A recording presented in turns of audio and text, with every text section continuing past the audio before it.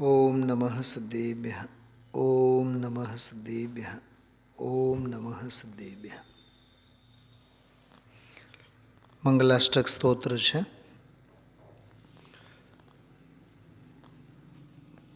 પહેલા બે છંદોના પાઠ કરીએ આપણે. અર્હંતો ભગવંત ઇન્દ્રમહિતા સિદ્ધાશ્ચ સિદ્ધેશ્વરા આચાર્યાશ જિન્શાસનોન્નતિકરા પૂજા ઉપાધ્યાયકા શ્રી સિદ્ધાંત સુપાઠકા મુનિવરા રત્નત્રયારાધકા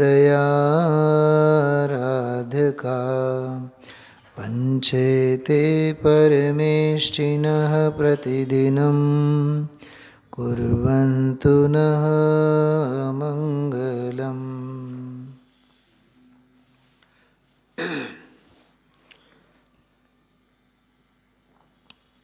આપણા સૌ કોઈનું મંગલ થાઓ કે સૌ કોઈનું મંગલ કરો એવા આશીર્વચન કે આદેશ પરક ભાષા જ્યારે બોલાય છે ત્યારે સંબોધનમાં નહ મંગલમ નહ ક્રિયાપદનો પ્રયોગ કરવામાં આવે છે. એકની વ્યક્તિગત પોતાની વાત હોય તો મેં મંગલમ એવું બોલવામાં આવે છે. અને સામેવાળાના તે શબ્દનો પ્રયોગ કે ઓ શબ્દનો પ્રયોગ, આપ સહુનો કે આપ બંનેનો, આપનું કલ્યાણ થાવ એમ એના અર્થમાં. પહેલો શ્લોક જેમાં પંચ પરમેષ્ઠીના એ સામાન્ય વિશેષતાઓ સાથે નામસ્મરણ કર્યા. સૌ ઇન્દ્રો દ્વારા પૂજિત એવા અરહંત ભગવાન, એવી જ રીતે સિદ્ધિ એટલે સંપૂર્ણ મુક્તિને સ્પર્શેલા પામેલા એવા સિદ્ધ ભગવાન, જીન શાસનની ઉન્નતિ કરનારા, બોલો ઉદ્ધાર ઉન્નતિ એ કેવા ગરિમામય શબ્દો છે. જીન શાસનની ઉન્નતિ કરનારા એવા આચાર્ય આહા એટલે આચાર્ય પરમેષ્ઠી અને શ્રી સિદ્ધાંત, શ્રી એટલે લક્ષ્મી, તો શ્રી એટલે લક્ષ્મી સંપદા સહિત, બહુ માર્મિક અર્થ છે એનો. એવા સિદ્ધાંતને સારી રીતે સુપાઠકાહ, સુ એટલે સમ્યક સારી રીતે, પાઠકાહ એટલે ભણાવનારા, સંઘને તત્વબોધ આપનારા. થોડીક આની વાત કરીએ. શ્રી સહિત એટલે શું? શ્રી એટલે લક્ષ્મી થાય. જો એક વેદ મંત્રોમાં, વૈદિક સાહિત્યમાં જ્યારે ગુરુ શિષ્યને માટે 25 વર્ષના બ્રહ્મચર્યાશ્રમ પછી, બ્રહ્મચર્યાશ્રમમાં રહીને, ગુરુ પાસે રહીને, ગુરુકુલમાં રહીને જ્યારે બાળક યુવાવસ્થાને ધારણ કરે છે, એટલે 26મા વર્ષે પ્રવેશ કરે છે, 25 વર્ષ પૂરા થયા, તો ગુરુ એને અંતિમ વક્તવ્ય અથવા અંતિમ સંબોધન, છેલ્લી ભલામણ, જેને કહીને વિદાય સમારોહ. તો વૈદિક સાહિત્યમાં વિદાય સમારોહ એવી રીતે થાય. ગુરુ શિષ્યને કહે છે છેલ્લી ભલામણ તરીકે, શિખામણ તરીકે, ત્યારે એમ બોલે છે માતૃદેવો ભવ, પિતૃદેવો ભવ, આચાર્ય દેવો ભવ, અતિથિ દેવો ભવ. આ 4 મંત્રો આવે કે તું હવે તારા જીવનમાં હંમેશા માતાને, પિતાને, આચાર્ય એટલે ગુરુને અને ઘરે આવેલ અતિથિને દેવ માનજે. બોલો, આ તમે લોકો બધાએ આ સાંભળેલું છે, અતિથિ દેવો ભવ. પણ અતિથિ દેવો ભવ આવે છે કયા સંદર્ભમાં? એ આ સંદર્ભ છે. ગુરુ એને શિષ્યને છેલ્લો ઉદ્બોધન કહે છે, ગુરુ ઉપદેશ, છેલ્લો ઉપદેશ. હવે જીવનભર માટે તો આ ગાંઠ બાંધીને રાખજે. માતાને, પિતાને, ગુરુને, અતિથિને હંમેશા દેવ માનજે. ઘણું લાંબુ છે એમાં તો. અસ્માકમ સુચરિતાની તાની સેવિતાની. ખ્યાલમાં આવ્યું? અમારામાં જે સારા આચરણો છે એ આચરણો તારે આચરવા જોઈએ. ખ્યાલમાં આવે છે? એમાં ઓલી એક વાત, હજી વાત આવે, સ્વાધ્યાયાત મા પ્રમદિતવ્યમ. તો સ્વાધ્યાયમાં પ્રમાદ કરીશ નહીં. બોલો, કેટલી કેટલી સારી સારી ભલામણ આવે એમાં. આ એક વાત આવે બહુ સરસ, આ શ્રી સિદ્ધાંતવાળું જે વાત આવી ને એમાંથી મને વાત યાદ આવી કે દાનની પ્રેરણા આપે. કોઈ તારી પાસે આવે, ગુરુજનો, એમ આવે ગુરુજનો, અમારા કોઈ ગુરુજનો, વડીલો આવે તો દાન દેવો જોઈએ. પણ દાન દેવો જોઈએ એમાં પણ એક વિશેષતા છે. રિયાદેયમ. રી એટલે થાય શરમ, લજ્જા. તો રિયાદેયમ એટલે લજ્જા સાથે દેવાનું. શું લજ્જા સાથે દેવાનું? એટલે દેવામાં અભિમાન નહીં કરવાનું. અમે આપીએ છીએ એટલે બહુ મોટા એમ નહીં, શરમ રાખીને દેવાનું. એટલે યોગ્ય જ દેવાનું.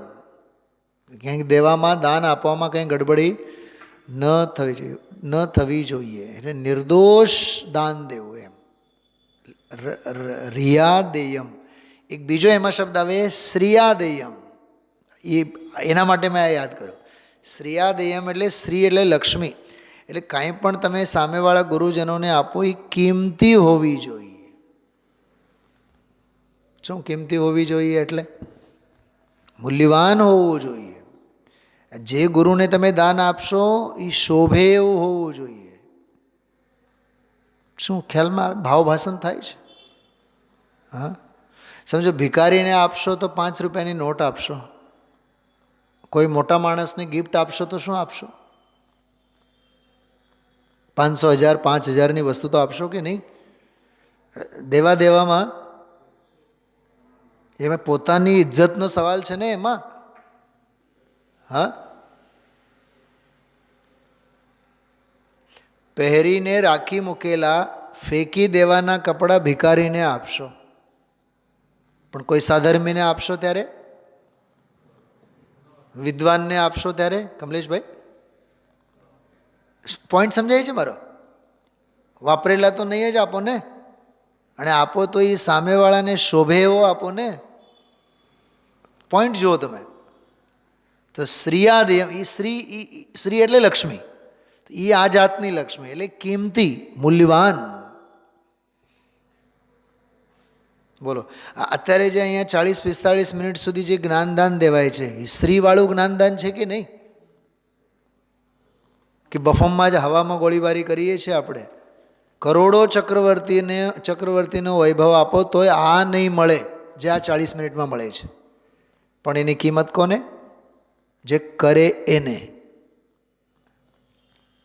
પોઈન્ટ સમજાય છે? શ્રીયાદેયમ. તમે લક્ષ્મી વડે આપો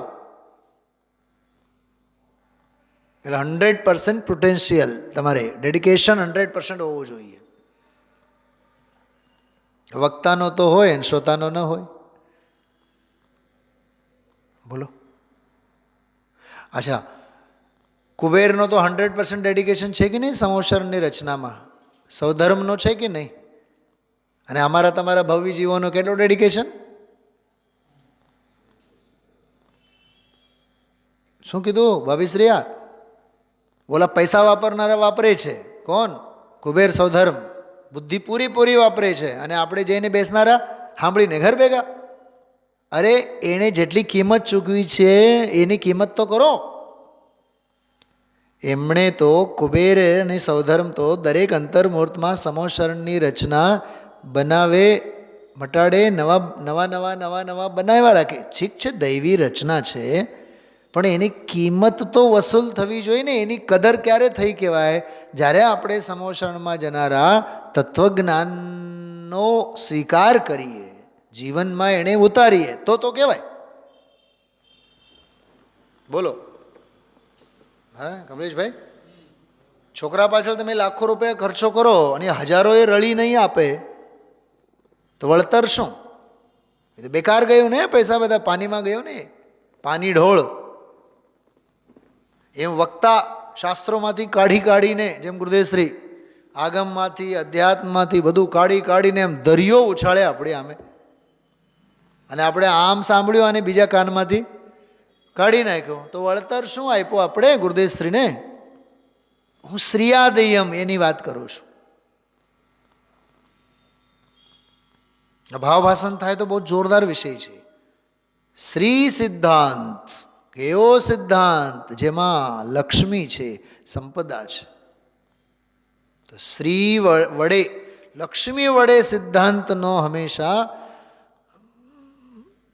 સેવન કરવો જોઈએ. ડૉક્ટર જે દવા આપે ને, ટોડરમલજી સાહેબે મોક્ષમાં પ્રકાશકમાં વાત કરી છે, ડૉક્ટર વૈદ્યની દવા પ્રત્યે જો શ્રદ્ધા ન હોય તો એ દવા લાગુ ન પડે. નિયમ છે. એનો અર્થ એમ થયો, દવા પણ લો તો શ્રદ્ધાથી લો, અને ડૉક્ટરને બરાબર એની ફીજ ચૂકવો તો જ એ દવાની કિંમતે થશે. મફતમાં મળેલી દવાની કોઈ કિંમત નથી. કોઈ પણ બાબતમાં એમ જ છે, મફતમાં જે મળે એની કિંમત જ ન હોય. હવે આ શાસ્ત્ર 10 રૂપિયા અને 15 રૂપિયામાં, હવે કોઈ બેન્કિંગના, કોઈ અકાઉન્ટ્સના, મેડિકલ સાયન્સના કોઈ પણ એક આવડો મોટો બુક તમે 15 રૂપિયામાં લઈ આવીને બતાવો, 1500 ઓછા પડે. હા, 1500 એના માટે ઓછા છે. તો એની કિંમત થાય ને 1500 રૂપિયામાં ખરીદીએ ત્યારે, અને આ 10-15 રૂપિયા મળે ત્યારે માગો એટલા મળે, એટલે એની કંઈ કિંમત જ નથી. આ બજારમાં ટોમેટો છે કે લીંબુ છે, જ્યારે ઓફ સિઝનમાં જ્યારે 200 રૂપિયા 300 રૂપિયા કિલો હોય ત્યારે એની કેટલી કિંમત થાય? પોઈન્ટ સમજાય છે? અને જો એ 15 રૂપિયા અને 20 રૂપિયાના કિલોના ભાવે મળતા હોય તો પછી કેટલી કિંમત કરીએ આપણે એની? આવ્યું છે આ, જેટલી આવક, જેટલી ઉપલબ્ધિ એટલી કિંમત એની ઓછી. આજે જો ભારતભરમાં વિદ્વાનો તમે 10 ને બોલાવો તો બીજા 10 આવવા તૈયાર. એટલી બધી ફૌજ ઉપલબ્ધ છે, એટલે કોઈને કાંઈ હવે એવી બહુ કિંમત રહી નથી. એક ના પાડે તો બીજા તો છે જ, બીજા ના હોય તો ત્રીજા તો છે જ. અચ્છા, એ જ અમેરિકાવાળા, લંડનવાળા, બોલો, એક વિદ્વાનને બોલાવે, આવવાનો જવાનો, ત્યાં રેસિડેન્શિયલનો 5-10 લાખમાં તો ખર્ચો થાય. વિદ્વાનને ભલે ને 151 રૂપિયાનો કવર આપે નહીં આપે, પણ લાખો રૂપિયાનો ખર્ચો કરે છે કે નહીં? હવે આપણે કરશું એટલું? બોલો ધનજીભાઈ. હા, 5 લાખ ખર્ચ કરીને આપણે બોલાવશું વિદ્વાનને? નહીં, છે ને આપણા પંડિતજી તો છે જ ને. હું શું કહું છું? શ્રી, શ્રી એટલે કિંમત કરો એમ. શ્રી સિદ્ધાંત તત્વજ્ઞાન જે છે સંપદાવાળો છે, એમાં આત્મસંપદા ભરેલી છે, અને એ આત્મસંપદાના પાઠ ભણાવનારા તે ગુરુ એટલે ઉપાધ્યાય પરમેશજી છે ને. ગજબની વાત. ગુ એટલે અંધારો, રૂ એટલે એમાંથી જે બહાર કાઢે, અંધારા, અજ્ઞાન રૂપી અંધારામાંથી જે બહાર કાઢે, પ્રકાશ ફેંકે, એનું નામ ગુરુ.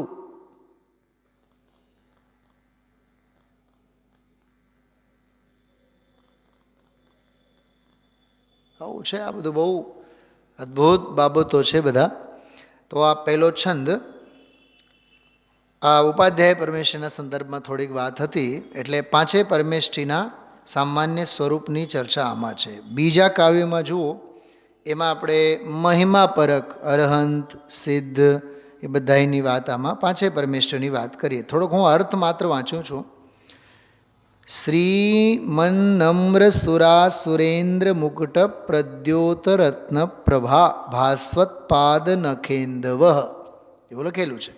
લક્ષ્મીથી યુક્ત છે, સંયુક્ત છે. श्रीमन એટલે नम्रीभूत देवेंद्रों और असुरेंद्रों के मुकुटों के चमकदार रत्नों की कांति से सुशोभित चरणों के नख रूपी चंद्रमा आयु तो ना नख रूपी चंद्रमा एम जिनके और जो प्रवचन अंबोधि इंदव प्रवचन रूपी समुद्र ने वृद्धिंगत करवा माटे चंद्र समान छे. अरहंत जिनेन्द्र भगवंतो पर सिद्धों पर पण लागू पड़े. आ भूत निगम नहीं अरहंत था त्यारे. बाकी तो प्रवचन एटले दिव्य ध्वनि थाय तो दिव्य ध्वनि रूपी समंदर ने समुद्र ने जे वधारो करे छे एटले कोण? दिव्य ध्वनि दाता अरहंत भगवान. बराबर. अच्छा, स्थायीन आ बहु सरस शब्द छे, सिद्धो माटे छे. आ कि जे पोताना स्वरूप में स्थिर छे. कोनी वात छे बतावा? जो आ बात साधु ने पण लागू पड़े पण ए स्वरूप में लीन होय त्यारे. उपाध्याय अने आचार्य ने पण लागू पड़े ज्यारे स्वरूप में लीन होय त्यारे. पण क्या 24 कलाक तो स्वरूप में लीन रहेवाना नथी. अच्छा, अरहंत भगवान हवे दिव्य ध्वनि ज्यारे आपे छे, जो कि ए तो स्वरूप में ज लीन छे आम तमे जुओ तो, पण दिव्य ध्वनिनो व्यवहार तो चालू छे ने बहार द्रव्य वचन. એટલે ઓલો સ્થાયીવાળો છે ગૌણ બાબત છે એમ સમજાવવા માટે, સમજવા માટે. બાકી સ્થાયીપણું તો ધ્રુવ અચલને અનુપમ ગતિ પામેલ સર્વે સિદ્ધને. તો સ્થાયી શબ્દમાંથી સિદ્ધ અર્થ નીકળે છે. કોઈ દી વિચાર આવે છે મંગલાષ્ટક ગાતી વખતે? માથું ફોડી ફોડીને વાંચો તો સમજાય. અને આ અમે લોકો 12th સ્ટાન્ડર્ડમાં હતા ત્યારે અમે લોકો ભણેલા છીએ. 8 દિવસ ભણ્યા છીએ તો આ 50 વર્ષથી આ પથ્થર ખંડીએ છીએ એમાં તો એનો ભાવભાષણ થાય ને તો કાંઈ નહીં થાય. અત્યારે મેં જે 4-5 વાક્યમાં કીધું, જો કે સાધુ ઉપાધ્યાય અને આચાર્ય પણ સ્વરૂપમાં લીન હોય. 24 કલાક તો ન જ હોય ને. જો હોય સ્વરૂપમાં સ્થાયી તો સિદ્ધોમાં ને આમનામાં ફેર શું? અને તમે એમ કહો છો કે સાહેબ અરહંત ભગવાન તો છે. હા છે ને, કોણે ના પાડી? પણ દિવ્ય ધ્વનિનો વ્યવહાર છે કે નહીં? તો સ્થાયીપણું ગૌણ છે ત્યાં. અને દિવ્ય ધ્વનિ જો સિમંદર નામ સાંભળીએ તો શું યાદ આવે બતાવો? સ્વરૂપ સ્થિરતા યાદ આવે કે દિવ્ય ધ્વનિ યાદ આવે? શું ખ્યાલમાં આવે છે? અરહંત ભગવાન તીર્થંકરને યાદ કરીએ એટલે સીધી વાત દિવ્ય ધ્વનિની જ વાત યાદ આવે કે નહીં? એક વ્યવહાર છે કે નહીં એમ? અને સિદ્ધોને યાદ કરે તો બતાવો શું યાદ આવે? સિદ્ધોની વાત ચાલે તો કેવળ અને કેવળ ધ્રુવ, અચલ, અનુપમ, ગતિ. તો સ્થાયી, તો સ્થાયી શબ્દથી સિદ્ધ ભગવાનનો અર્થ નીકળે છે. આમાં વિશેષણો જ વિશેષણો છે. જો ક્યાંય અરહંત સિદ્ધની વાત એમ ન કરી. હા, ત્રીજી લીટીમાં આવશે જીન, સિદ્ધ, સૂર્ય એટલે સૂરી, એવી રીતે 3 શબ્દો છે એમાં. આમ છે, આ સ્વાધ્યાયનો વિષય છે બધું. હા, યોગીજનૈ સ્તુત્યાહ, યોગીજનો દ્વારા સ્તુતિને પ્રાપ્ત. તો યોગીજનો એટલે સાધુજનો દ્વારા, ઉપાધ્યાયો દ્વારા, ગણધરો દ્વારા, આચાર્યો દ્વારા. કોણ છે સ્તુતિને લાયક? તો અરહંત અને સિદ્ધો છે. અને આમ તમે જુઓ તો અરહંત પણ યોગી છે. હવે અરહંત, સિદ્ધ, આચાર્ય, ઉપાધ્યાય, અરહંત, આચાર્ય, ઉપાધ્યાય, સાધુ બધા યોગી. તો યોગીઓ દ્વારા પૂજ્ય કોણ? સિદ્ધ ભગવાન. કેવી રંગોળી થવી જોઈએ એમાં. હા, યોગીજનો દ્વારા સ્તુતિને પ્રાપ્ત જીન સિદ્ધ સૂરી અનુગતા. જો અરહંત ભગવાન જીન એટલે, અને સિદ્ધ એટલે સિદ્ધ ભગવાન, સૂરી એટલે આચાર્ય, એમના દ્વારા જે એમના અનુગામી છે. કોણ અનુગામી છે? કહે છે કે ઉપાધ્યાય અને સાધુ. આવ્યું ને, પાઠકાહ સાધવ. તેઓ એ સભી એટલે આ બધા, એ સર્વે આ બધા જ તે મંગલમ કુર્વંતુ, તમારું મંગલ કરો, કે અમારા સહુનું મંગલ કરો. ભાવ સમજાય છે? પાઠ કરીએ. શ્રીમન્નમ્ર સુરાસુરેન્દ્ર મુકુટ પ્રદ્યોતરત્ન પ્રભા ભાસ્વત્પાદ નખેન્દવ પ્રવચનાંબોદીન્દવ સ્થાયિન હે સર્વે જિન સિદ્ધ સૂર્યનુગતા સ્તે પાઠકા સાધવ સુત્યા યોગી જનૈશ્ચ પંચગુરવ કુર્વંતુ ન મંગલમ. હું એક શબ્દનો અર્થ 1-2 મિનિટ વધારે કરવા માગીશ. આમાં શબ્દ આવ્યો અનુગતાહ. વકીલ સાહેબ ધ્યાન જાય છે? બોલો ક્યાં શબ્દ છે અનુગતાહ? અનુગતાહ એટલે અનુસરણ કરનારા. કોણ છે એ અનુસરણ કરનારા? એટલે ઉપાધ્યાય અને સાધુ. તો પ્રશ્ન વાપર્યું છે અનુગતાહ, અનુસરણ કરનારા. છાતી ઉપર હાથ મૂકીને વિચાર કરજો, આપણે કોના અનુસરણ કરીએ છીએ? નંબર 1 ફેશન, નંબર 1 વિષય ભોગ, નંબર 1 બહારનો ઉપભોક્તાવાદ, નંબર 1 ગાડી વાડી લાડી. બોલો ફેશનની દુનિયામાં દિગંબરત્વ અંગે વિચારે આવે છે? અને કહીએ છીએ શું? નિર્ગ્રંથો કા માર્ગ. શેના નિર્ગ્રંથો કા માર્ગ? કેવળ નિર્ગ્રંથો કા માર્ગ ગીત ગાવાથી નિર્ગ્રંથપણું નહીં થાય. સૌથી પહેલાં તો આંધળું અનુકરણ છોડો. ખાવા પીવામાં ક્યાં દાળ રોટલી ગાયબ છે? પીઝા બર્ગર થાળીમાં આવી ગયા છે. ચલો એ તો સામાન્ય વાત થઈ. જૈનની સદાચારની ચર્યા દિવસ રહેતા જમવાની ક્રિયા, દી આથમતા પહેલાં. હવે રાત્રિ ભોજન એ તો ફેશન થઈ ગયું છે. રાત્રિ ભોજન રિસેપ્શનો આજકાલના. તમે વિચાર તો કરો. સ્વૈરાચારી પશ્ચિમી સભ્યતાનું આંધળું અનુકરણ કરનારા એવા અનુગતાહ છીએ આપણે સૌ. અને અહીંયા ગીત કોના ગાય છે? અરહંત સિદ્ધ અને આચાર્યના જે અનુગામી છે એવા ઉપાધ્યાય અને સાધુ. બોલો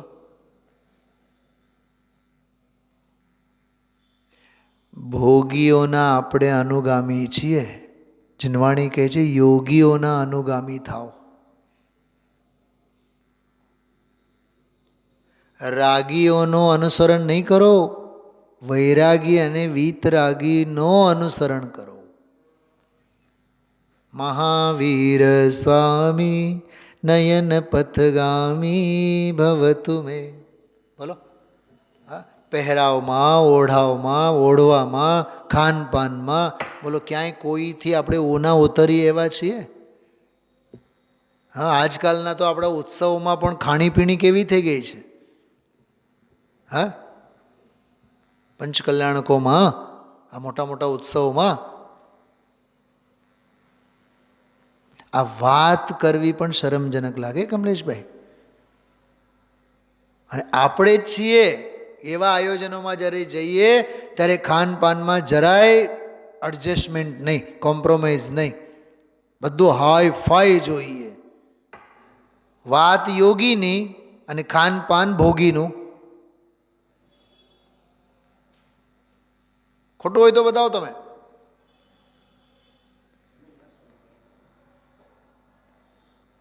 એટલે હું એક વાત કરું છું ને, આપણે ચર્ચા તો ચોથા કાળની જોઈએ, જીવન પંચમ કાળનું, તો ભવિષ્ય છઠ્ઠા કાળનું. આ એક શબ્દ જ હોશ ઉડાડી દે એવો છે. મેં ગઈકાલે પણ તમને ધ્યાન અપાયું હતું. આપણે અનુગતા, અનુસરણ કરનારા. શું કહેવાય ઇંગ્લિશમાં? ફોલોઅર. હા, આપણે શેના ફોલોઅર છીએ વિચાર કરો.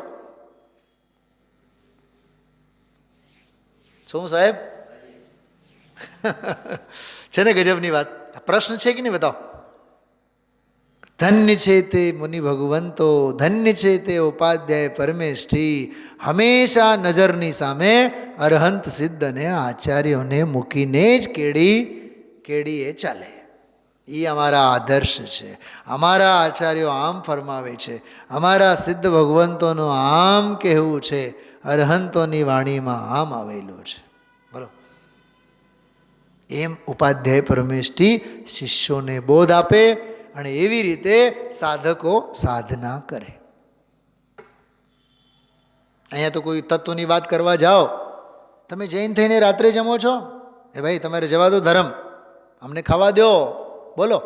પંચમ કાળમાં તમે રાત્રિ ભોજનથી કોઈને રોકો ને તો તમે હડપ્પા અને મોહેન્જો દાડો સંસ્કૃતિના અવશેષ ગણાવો. આવો ખરાબ કાળ છે. એટલે સંયમની વાતે સામેવાળાને સાંભળવી નથી. બોલો, થાય છે કે નહીં? ઘર પરિવારમાં એને નીચું જોવાનું આવે. અને હવે મને મારી આજીવિકાની વાત કરું. 26-27 વર્ષ થયા કમલેશભાઈ. ઓલા લોકોએ આમ સર આંખો પર આપણી આહારની ચર્યાને સૌથી પહેલાં મારી વ્યવસ્થા કરે, આપણી વ્યવસ્થા કરે, સૌથી પહેલાં આપણી વ્યવસ્થાની ચિંતા કરે.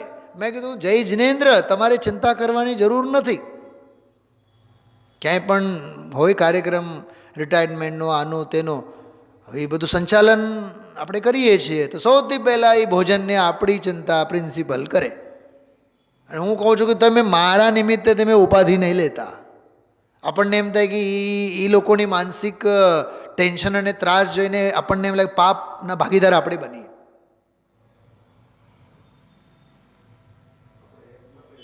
પણ આપણે આપણા નિયમમાં અકબંધ છીએ તો છીએ ને, રસ્તો નીકળે છે ને એમાંથી.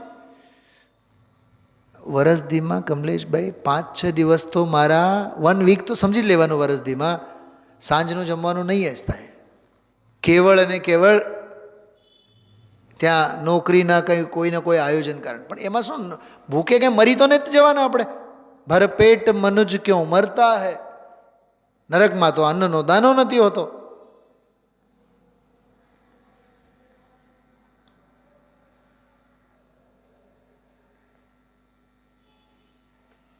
એક વખત બહાર ગામ જવાનું થયું. ગામનું નામ નહીં બોલું, કોણ હતા એ નહીં કહું, એ વ્યક્તિગત વાત છે. એ તો હવે સાંજનો તો ભાઈ પહોંચવાનું હતું ત્યાં, દી છતાં જમવાની વ્યવસ્થા બધી કરી હતી. માંડ 40-45 મિનિટનો, કલાકનો રસ્તો. પણ કોઈ પણ સંજોગોમાં રાત પડી ગઈ, પહોંચી ન શક્યા. વચ્ચે જ ફોન કરીને કહી દીધું કે ભાઈ હવે પહોંચાતું નથી, હવે તમે સીધા પ્રવચન સ્વાધ્યાય રાખીએ, જમવાનું કેન્સલ. એ કાંઈ વાંધો નહીં સાહેબ, તમે દૂધ ચા વગર કંઈ લેશો ને? એમ કે હાલો ફ્રેશ થઈને આપણે ચા વગેરે લઈએ અને પછી સીધા સ્વાધ્યાયમાં જઈએ. હવે જે ભાઈ અમારી સાથે હતા એ ભાઈનું પ્રવચન સાંભળો. એ શું કહે ખબર? પંડિતજી ન લે એ તો ઠીક છે ભાઈ, પંડિતજી છે, અમારે તો હાલે, હા અમે તો તમે આરામથી કરો. મને ચુલ્લુભર પાણીમાં ડૂબી મરવા જેવું લાગ્યું. અમે તો દૂધ ચા લઈને તો સ્વાધ્યાયમાં નીકળી ગયા. એ ભાઈ સાહેબ તો ટેસ્ટથી 8:45 જમી કરી ઓડકાર લેતા લેતા 9:30 ત્યાં પહોંચ્યા. પહેલાં વિચારો, તમે કોની હારે આવ્યા છો? કોની સાથે તમે આવ્યા છો? શેના માટે ગયા છો? હા, મને એક વાત બતાવો, જૈનચર્યા ક્યાં ગઈ? ચરણાનિયોગને સાવ ઘોળીને પી જવાનું? અચ્છા, દેશ કાળ વિનય વિવેક કંઈ હોય કે નહીં? કાલાચાર કંઈ હોય કે નહીં? અનુગતાહા, બસ પોઈન્ટ એ વિચારો, આપણે કોનું અનુકરણ કરીએ છીએ? વકીલ સાહેબ, કબા ગાંધીના ડેલાની ભાષામાં કહું ને, વાતો તો ગાંધી બાપુની અને અનુસરણ તમે નાથોરામ ગોડસેનું કરો. કેમ કરીને થાય? હા, ગાંધી તત્વને મારવાની વૃત્તિને પોષો અને વાર્તા તો કોની કરો? ગાંધીની. આવા ઘાટ છે. એટલે ધન્ય મુનિદશા, ધન્ય દિગંબર મુનિ જીવન. અહો આ વૈરાગ્ય, અમો તો તે દશાને અર્થે ઝંકીએ છીએ. ઘણું સમજવા જેવું છે આ તો સહેજ મને થોડુંક ભાવભાષણ કરાવવાનું મન થયું એટલે, બાકી એક એક શબ્દ ઉપર કલાકોને કલાકો આપણે મનોમંથન કરી શકીએ. છે ને ગજબનો શબ્દ અનુગતા. શું સમજાય છે રાજુભાઈ? છેલ્લી એક વાત સાંભળો. એક હોય છે શ્રમણ એટલે મુનિ ભગવંતો, અને આપણે સૌ છીએ શ્રાવક. તો શ્રાવક કોને કહેવાય? જેની શ્વાસે શ્વાસે શ્રમણત્વ શ્વસે એનું નામ શ્રાવક. તો અનુગામી ત્યારે કહેવાય. હા, અનુસારી ફોલોઅર ત્યારે કહેવાય. બ્લાઇન્ડ ફોલોઅરનું કામ જ નથી આમાં. આંધળું અનુકરણ નહીં, વિવેક બુદ્ધિથી અનુકરણ કરવાનું, તત્વની દૃષ્ટિએ અનુકરણ કરવાનું. બોલો, દેવ શાસ્ત્ર ગુરુ સૌ કોઈનું આગમનું અનુસરણ કરનારા ફોલોઅર, ગ્રેટ ફોલોઅર હતા કે નહીં આપણા ગુરુદેવશ્રી? ક્યાંય કોઈ માયાચારી, ક્યાંય કોઈ છલ, ક્યાંય કોઈ લાગ લપેટ, ક્યાંય દેખાવો. તો કાં આપણા જીવનમાં દેખાવો, કાં આપણા જીવનમાં દંભ? સમ્યક દર્શન દર્શનનો વિષય છે, પ્રદર્શનનો વિષય નથી.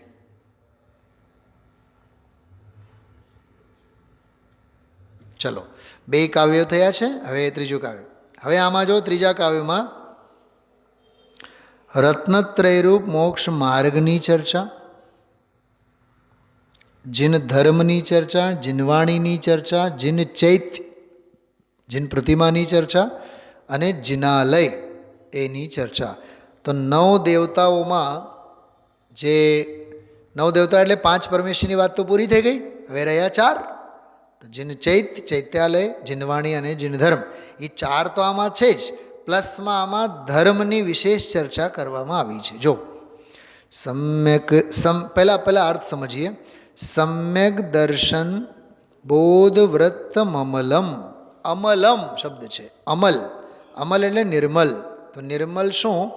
સમ્યક દર્શન, બોધ એટલે સમ્યક જ્ઞાન, અને વ્રત એટલે ચારિત્ર. તો સમ્યક દર્શન, જ્ઞાન અને ચારિત્ર એ ત્રિવિધમ, ત્રણેય પ્રકારનો જે છે એ નિર્મલ એવો પાવનમ રત્નત્રયમ, રત્નત્રયમ પાવનમ. ટૂંકમાં સમ્યક દર્શન જ્ઞાન ચારિત્ર રૂપ જે પાવન નિર્મલ રત્નત્રય છે.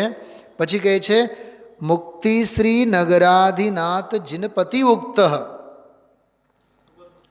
કે મુક્તિરૂપી લક્ષ્મીના નગરના સ્વામી. વાહ! મુક્તિરૂપી નગર, મુક્તિ લક્ષ્મીરૂપી નગર, ટૂંકમાં નિર્વાણરૂપી નગરના જે સ્વામી છે, જીનપતિ ઉક્ત. કોણે કીધું છે? કહે કે જિનેન્દ્ર ભગવંતોએ કીધું છે. જીનપતિ, જીનોના પતિ. તો જીન એટલે સમ્યક દૃષ્ટિએ થાય, જીન એટલે મુનિરાજે થાય, એમના પતિ એટલે સ્વામી. એટલે કોણ? તો કહે છે તીર્થંકર ભગવાન. એમ એટલે અરંત ભગવાન, તીર્થંકર ભગવાન દ્વારા કહેલ છે. મુક્તિરૂપી લક્ષ્મીના નગરના સ્વામી જિનેન્દ્ર દેવ દ્વારા જે કહેલ છે. અપવર્ગ પ્રદહ, મોક્ષને દેનાર છે. કોણ એવો?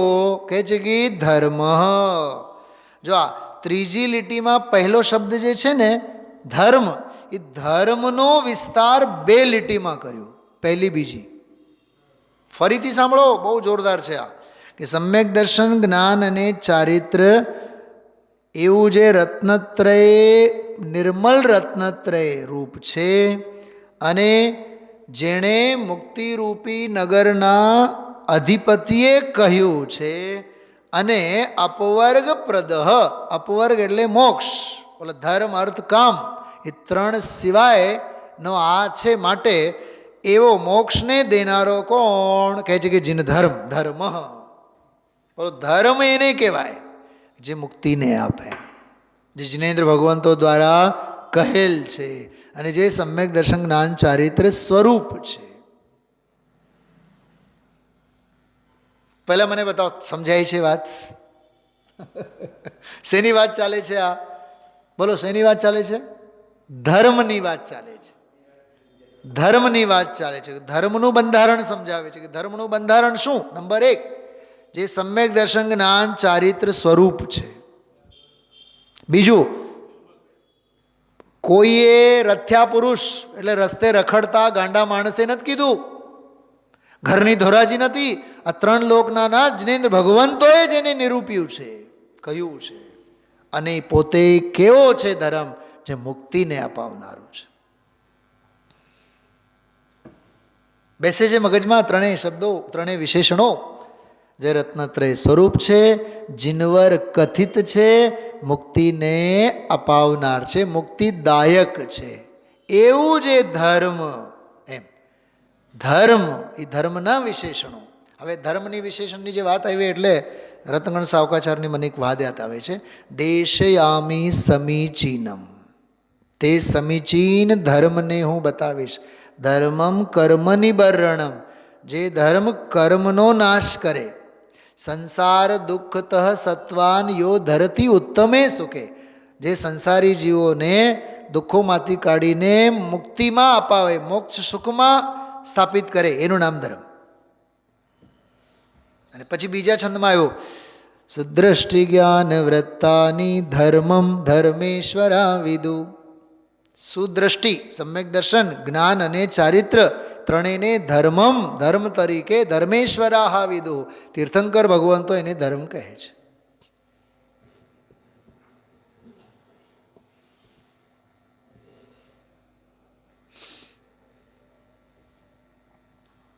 શું સમજાય છે?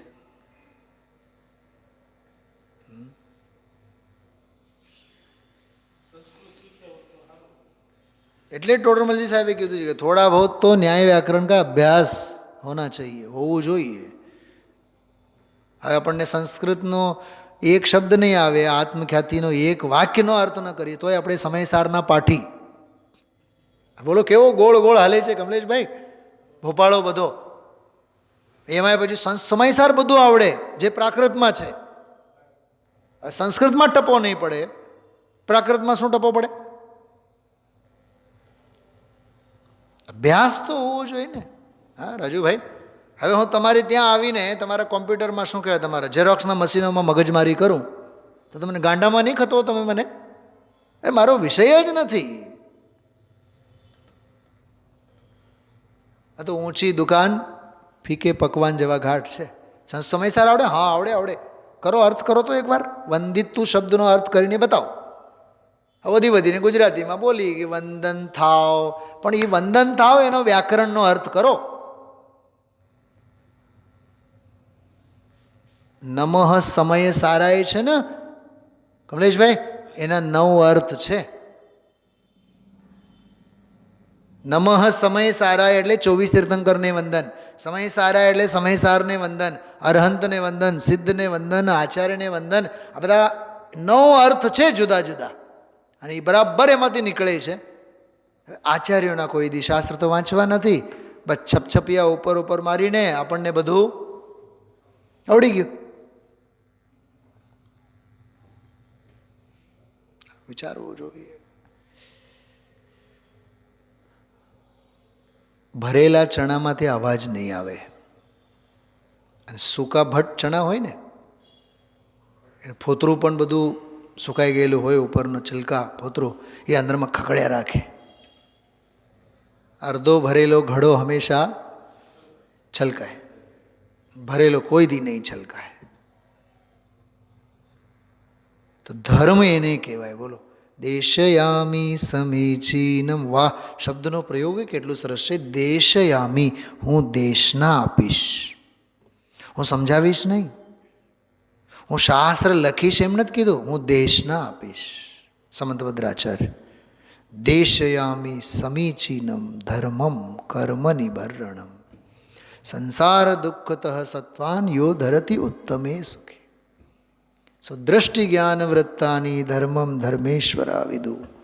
યદીય પ્રત્યનીકાની, આનાથી યદ ઈય પ્રત્યનીકાની, આનાથી જે ઉલટા છે, પ્રત્યનીક એટલે ઊંધા છે, ભવંતી ભવ પદ્ધતિ, એ સંસારના માર્ગ છે.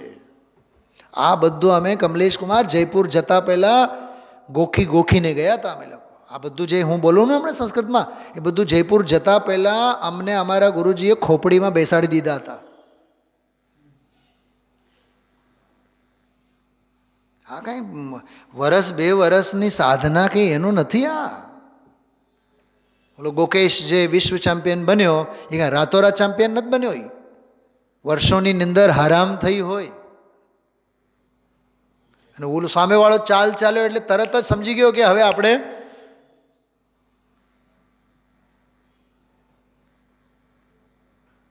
ચેસનો તો એવો જ છે ને કે 2 ડગલા આગળ જ હાલો.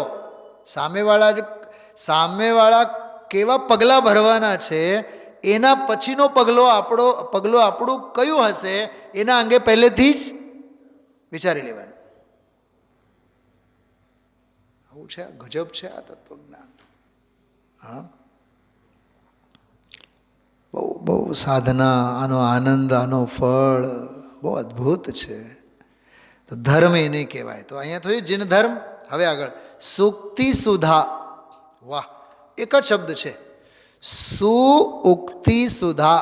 ઉક્તિ એટલે વચન, તો સુ એટલે સમ્યક, સમ્યક વચન, સુધા એટલે અમૃત, એટલે વચનામૃત. એટલે સીધો એનો અર્થ થયો જીનવાણી. શું કીધું? વાત ચાલે છે 9 દેવતાની, 5 પરમેશ્વર તો થઈ ગયા, ધર્મની વાત થઈ ગઈ, જીન ધર્મ. હવે કહે છે જીન વચન એટલે જીનવાણી. જીનવાણી જીન ધર્મ 9 દેવતામાં આવે ને જીનવાણી. તો સુક્તિ સુધા એટલે જીનવાણી થાય. ક્યાંથી થાય? હમણાં તો કીધું મેં. સુધા એટલે અમૃત, સુ એટલે સમ્યક, ઉક્તિ એટલે વાણી. તો સમ્યક વાણી રૂપી અમૃત એટલે વચનામૃત એટલે જીનવાણી. શાસ્ત્ર સ્વાધ્યાય કરાવવા માટે તો પંડિત બનવું જરૂરી છે રાજુભાઈ, પણ શાસ્ત્ર સમજવા માટે પણ વિદ્વાનને જ સમજાયા, નહીં તો નહીં સમજાય. વિદ્વાન એટલે પકડ શક્તિ હોવી જોઈએ. અચ્છા, ચૈત્યમ અકિલમ, આમાં તો સ્પષ્ટ છે. ચૈત્ય એટલે જીન પ્રતિમા, અકિલમ ચૈત્યમ, જેટલા જે 3 લોકમાં છે એ બધા. ચૈત્યાલયમ એટલે જીન મંદિર. હવે શ્રયાલયમ, આ બહુ સરસ શબ્દ છે. શ્રયાલય એટલે આશ્રયના સ્થાન છે. આ બધા આયતન છે. જેમ ઓલી સ્તુતિ છે ને એમાં વિસામો ભવક્લાંતના, એ જે છે ને એ વિશ્રામ સ્થળી છે, આશ્રય સ્થાન છે. કોણ? ધર્મ, જીનવાણી, જીન ચૈત્ય અને ચૈત્યાલય, બધા આશ્રયના સ્થાન છે. પ્રોક્તમ ચ ત્રિવિધમ, આ 3 કે ચતુર્વિધમ, એ 4. બરાબર, ઉપર જે કીધા કુર્વંતુ નહ મંગલમ, અમારું મંગલ કરો, આપણા સૌ કોઈનું મંગલ કરો. એનો અર્થ વાંચ્યો છું. નિર્મલ સમ્યક દર્શન જ્ઞાન ચારિત્રરૂપ 3 પ્રકારના પવિત્ર રત્નત્રય મુક્તિરૂપી લક્ષ્મીના નગર સ્વામી જિનેન્દ્ર દેવ દ્વારા કહેલો અને મોક્ષને દેનારો જીન ધર્મ.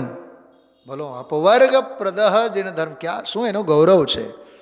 અને શાસ્ત્રરૂપી અમૃત, જો સુક્તિ સુધા એનો અર્થ કર્યું છે. શાસ્ત્રરૂપી અમૃત એટલે જીનાગમ. અને અખિલમ ચૈત્યમ એટલે સમસ્ત જીન પ્રતિમા. અને શ્રયાલયમ ચૈત્યાલયમ, શ્રી આલય, શ્રી એટલે લક્ષ્મી વૈભવ, એનો જે આલય છે, લક્ષ્મીનો આલય છે, આત્મસંપદાનો જે આલય છે. 4 પ્રકાર જે કહેવામાં આવેલા છે, આવ્યા ને, ધર્મ, જીનવાણી, જીન પ્રતિમા અને ચૈત્યાલય, 4 આવ્યા ને. એટલે એ 4 જે છે એ બધા, આ બધા જે છે તે મંગલમ, તે સહુ કોઈનું મંગલ કરો. અહીંયા વિરામ લેશું આપણે.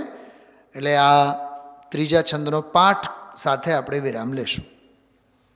સમ્યક દર્શન બોધ વ્રત મમલમ રત્નત્રયમ પાવનમ મુક્તિ શ્રીનગરાદિનાથ જિનપ ત્યુક્તોપવર્ગપ્રદ ધર્મ સુક્તિ સુધા ચ ચૈત્યમખિલમ ચૈત્યાલયમ શયાલયમ પ્રોક્તમ ચ ત્રિવિધમ ચતુર્વિધમમી કુર્વન્તુ નઃ મંગલમ. એક વાર શ્રયાલયમ લખેલું છે ને, ત્યાં ખરેખર એમ હોવું જોઈએ શ્રાલયમ. શ્ર અને ય બંને ભેગા છે, તો શ્રાલયમ. શ્રાલયમ એટલે સ્ત્રીનું આલય. આલય એટલે સ્થાન, તો જે વૈભવના સ્થાન છે. બોલો, ઘરમાં બેઠા રહીએ તો અશાંતિ, મંદિરે આવીને બેસો તો શાંતિ. ઘરના ચોપડા હાથમાં લો તો વિષય ભોગ જ સૂઝવે, જીનવાણી હાથમાં લો તો તત્વ જ સૂઝે. આ બોલો ક્ષેત્રનો પણ કેટલો સાથી છે. તો શ્રાલયમ લક્ષ્મી વૈભવ સંપદાના આલય છે. માટે આમને આયતન કહેવાય, અને બીજા બધા મિથ્યાને અનાયતન કહેવામાં આવે છે. ચલો, આ 3 છંદો પૂરા થયા. પહેલા છંદમાં પંચ પરમેશ્વરીઓનું સામાન્ય સ્વરૂપ, બીજામાં એમનું મહિમાપરક સ્વરૂપ, અને ત્રીજામાં જીન ધર્મ, જીનવાણી, જીન ચૈત્ય અને જીન ચૈત્યાલય, એવી રીતે 9 દેવતાઓની સરસ મજાની ચર્ચા આ 3 છંદોમાં થઈ છે. અને હવે આગળ જે આવશે શલાકા પુરુષોની વગેરે ચર્ચા એ આપણે લેશું. ઓમ નમઃ સિદ્ધેભ્ય.